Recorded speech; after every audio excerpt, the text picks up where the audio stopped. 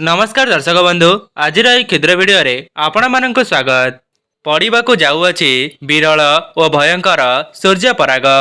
ए वर्षर प्रथम विरल और भयंकर सूर्यपरागटी फेब्रुआरी 17 तारिख मंगलवार दिन लगिबापी जाऊँगी।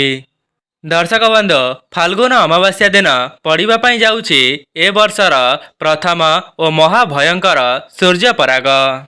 दर्शक बंधु यही प्रकार महाभयंकर सूर्यपरागटी 300 वर्ष पर थरे लगी थाए। दर्शक बंधु आपण मानक मनरे प्रश्न आसुथिबा जे विरल और भयंकर सूर्यपरागटी आमर भारत रे तथा आम ओडिशा रे पालनीय हेबो कि नाही। मोर कहिबार अर्थ हेउची आम भारत रे एवं ओडिशा रे एहार प्रभाव रहिबो कि नाही। दर्शक बंधु आपण माने हुए तो पूर्वर यही प्रकार भिडियो अनेक देखि सारिथिबे, किंतु एही भिडियोटी देखिबा परे आपणक मनर समस्त प्रकार द्वंद्व दूर होइजिब। दर्शक बंधु आज भिडियो रे आमे माने जानिबा वर्षर प्रथम सूर्यपरागटी केउ समय रे आरंभ हेबो एवं केउ समय रे समाप्त हेबो। भारत रे तथा आम ओडिशा रे यह दृश्यमान हेब कि नाही। पाक निषेध एवं हांडी छाड़र समय कौन रहिबो। यह सहित आमे माने जानिबा पराग समय रे केउ काम करिबा शुभ एवं केउ काम करिबा अशुभ होइथाए।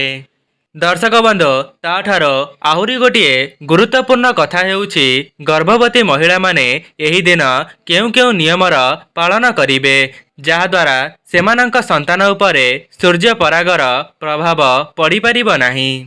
ता सहित आपण माने जानिबा पई पाइबे सूर्य परागर प्रभाव केउ केउ राशि मानंक उपरे पड़िबो एवं केउ केउ राशि माने करोड़पति मध्य होई पारिबे। दर्शक बंधु सूर्य पराग दिन एमिति केउ उपाय अछि जहाको समस्त राशिधारी व्यक्ति माने निज जीवन रे करिबा द्वारा तांक जीवनटी उन्नति रे भरी जीव एवं सेमानंकर समस्त ऋण करज एक मास मध्य रे सुझी जीव। आपण माने जेउ भी क्षेत्र रे हाथ देबे सेथिरे आपणको शुभाशुभ फल मिली जीव एवं चाकरी क्षेत्र रे प्रयास करुथिले आपण माननको निज मन मुताबक चाकरीटीए प्राप्त होई पारे।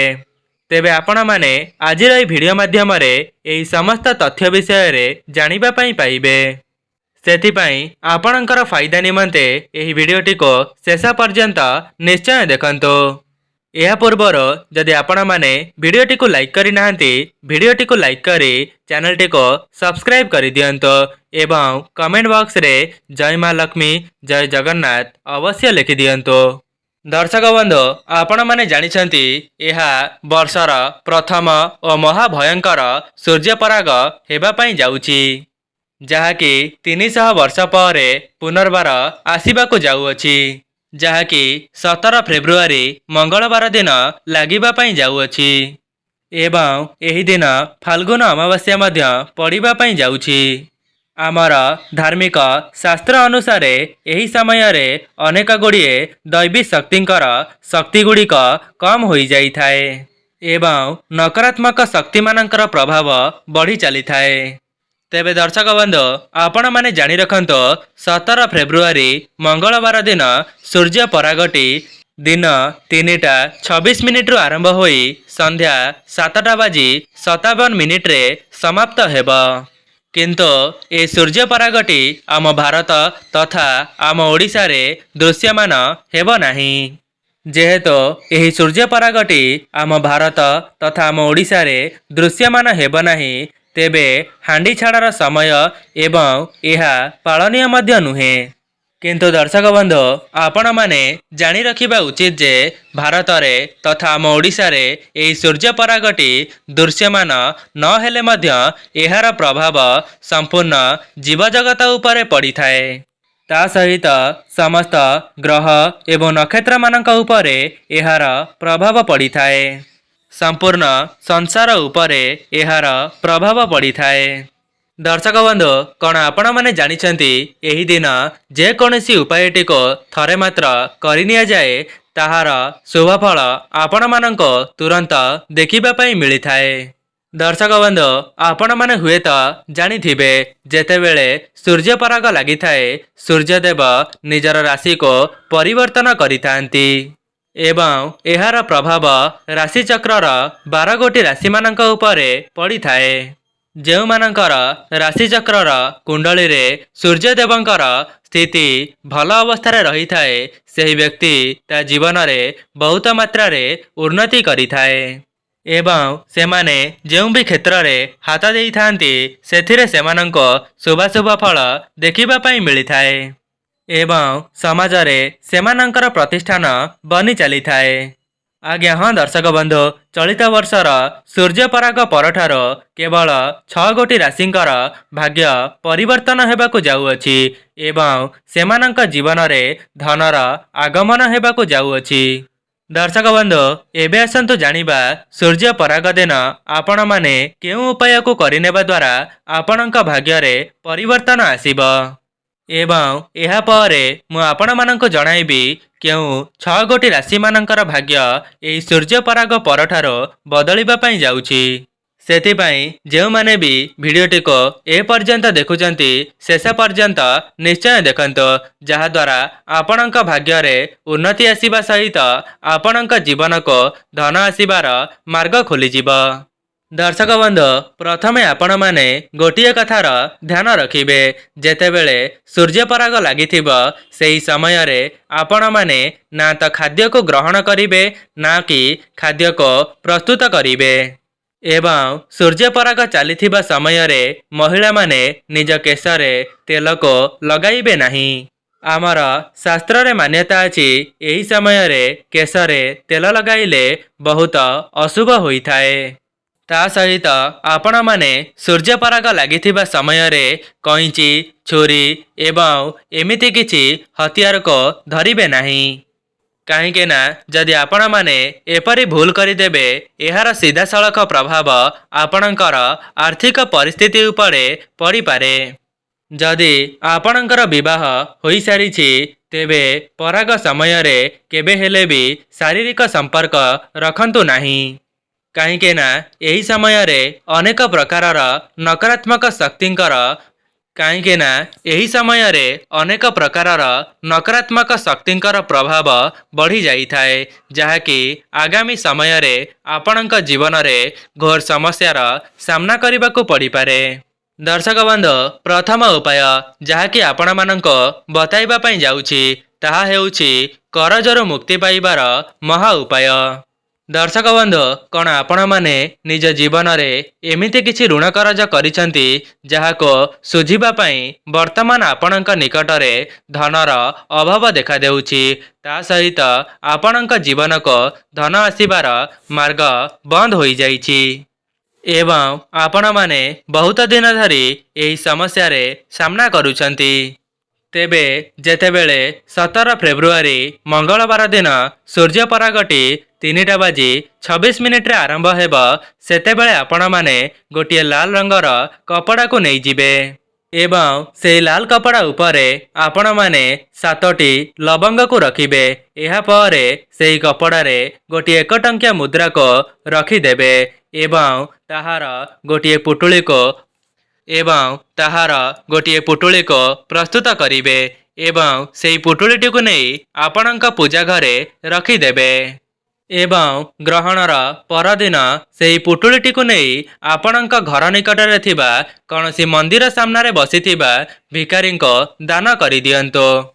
केवल आपण माने एही सूर्य पराग समय रे जदि उपायटी को करि देउछंती तेबे आपणकर 7 जन्मर ऋण करज मध्य क्षणिकरे दूरीभूत होई जिवो ता सहित आपणक जीवन को धन आसीबार मार्ग खोली जिवो।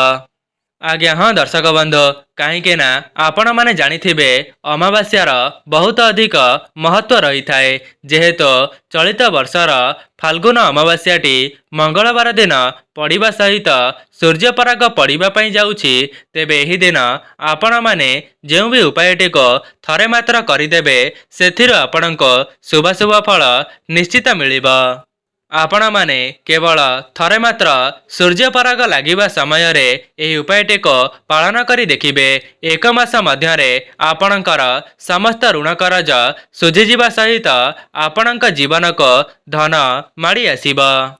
ଦର୍ଶକ ବନ୍ଧୁ, ଯଦି ଆପଣଙ୍କ ଘରେ ନକାରାତ୍ମକ ଶକ୍ତିର ବାସ ହେଉଛି କିମ୍ବା ଆପଣଙ୍କ ଘର ଉପରେ କାହାର ଗୁଣିମନ୍ତ୍ର ହୋଇଯାଇଛି ଏବଂ ସେଥିପାଇଁ ଆପଣମାନେ ବହୁତ ଚିନ୍ତାରେ ଅଛନ୍ତି, ତେବେ ଆପଣମାନେ ସୂର୍ଯ୍ୟପରାଗ ଦିନ ଏହି ଉପାୟଟିକୁ ଥରେ ମାତ୍ର ପରୀକ୍ଷା କରି ଦେଖନ୍ତୁ। ସେଥିପାଇଁ ଆପଣମାନେ ସୂର୍ଯ୍ୟପରାଗ ଦିନ ଗୋଟିଏ ନଡ଼ିଆକୁ କିଣି ଆଣିବେ ଏବଂ ଆପଣଙ୍କ ପରିବାରର ସମସ୍ତ ସଦସ୍ୟମାନଙ୍କ ମଥାରେ ଛୁଆଇଁ ଦେଇ ସେହି ନଡ଼ିଆଟିକୁ ନେଇ ଆପଣଙ୍କ ଠାକୁର ଘରେ ରଖିଦେବେ ଏବଂ ସୂର୍ଯ୍ୟପରାଗର ପରଦିନ ଆପଣମାନେ ସେହି ନଡ଼ିଆଟିକୁ ନେଇ କୌଣସି ମନ୍ଦିରର ପୂଜକଙ୍କୁ ଦେଇ ଦିଅନ୍ତୁ। ଦେଖିବେ ଏହି ସରଳ ଉପାୟଟିକୁ ଥରେ ମାତ୍ର କରିନେବା ଦ୍ୱାରା ଆପଣଙ୍କ ପରିବାର ଉପରେ କାହାର ବି କୁନଜର ପଡ଼ିବ ନାହିଁ। ତା ସହିତ ଯଦି ଆପଣଙ୍କ ଘରେ ପୂର୍ବରୁ ନକାରାତ୍ମକ ଶକ୍ତି ବାସ କରୁଥିବ, ସେସବୁ ଦୂର ହେବା ସହିତ ଆପଣଙ୍କ ଘରକୁ ସକାରାତ୍ମକ ଶକ୍ତିର ଆଗମନ ହେବ। ଆମର ତନ୍ତ୍ରଶାସ୍ତ୍ରରେ ସଫା ସଫା ଲେଖା ଅଛି ଯେ ସୂର୍ଯ୍ୟପରାଗ ପରଦିନ ଯେଉଁ ବ୍ୟକ୍ତି ନିଜ ଘରକୁ ସଦାବାହାର ଗଛକୁ ନେଇ ଆସିଥାଏ, ସେହି ବ୍ୟକ୍ତି ତା ଜୀବନରେ ମା ଲକ୍ଷ୍ମୀଙ୍କର ଆଶୀର୍ବାଦକୁ ପାଇପାରିଥାଏ। କେବଳ ଏତିକି ହିଁ ନୁହେଁ, ସେହି ବ୍ୟକ୍ତିର ଘରେ ମା ଲକ୍ଷ୍ମୀ ଏବଂ ନାରାୟଣ ସଦାସର୍ବଦା ବାସ କରିଥାନ୍ତି। ଆପଣମାନେ ହୁଏତ ଜାଣିନଥିବେ, ସଦାବାହାର ଗଛଟି ଏମିତି ଏକ ଗଛ ହୋଇଥାଏ ଯେଉଁ ଗଛରେ ମା ଲକ୍ଷ୍ମୀଙ୍କର ବାସ ହୋଇଥାଏ। ସେଥିପାଇଁ ଆପଣମାନେ ସୂର୍ଯ୍ୟପରାଗ ପରଦିନ ଆପଣଙ୍କ ଘରକୁ ସଦାବାହାର ଗଛକୁ ନେଇ ଆସନ୍ତୁ ଏବଂ ଆପଣଙ୍କ ଘରର ପୂର୍ବ ଦିଗରେ ସେହି ଗଛଟିକୁ ଲଗାଇ ଦିଅନ୍ତୁ। ଯଦି ଆପଣମାନେ ଏତିକି କରିନେଉଛନ୍ତି, ତେବେ ଆପଣମାନେ ବିଶ୍ୱାସ ମଧ୍ୟ କରିପାରିବେ ନାହିଁ, ମା ଲକ୍ଷ୍ମୀଙ୍କର ଆଶୀର୍ବାଦ ଆପଣଙ୍କ ଉପରେ ସଦାସର୍ବଦା ରହିବ। ଯଦି ପୂର୍ବରୁ ଆପଣଙ୍କ ଜୀବନକୁ ଧନ ଆସୁନଥିଲା, ଏହି ଉପାୟଟି କରିବା ପରେ ଆପଣଙ୍କ ଜୀବନକୁ ଧନ ଆସିବାର ମାର୍ଗ ଖୋଲିଯିବ ଏବଂ ଆପଣଙ୍କ ଘରେ ମନ ମତାନ୍ତର କଳିଝଗଡ଼ା ଦୂର ହେବା ସହିତ ଆପଣଙ୍କ ଜୀବନରେ ବହୁତ ବଡ଼ ପରିବର୍ତ୍ତନ ଆସିବ।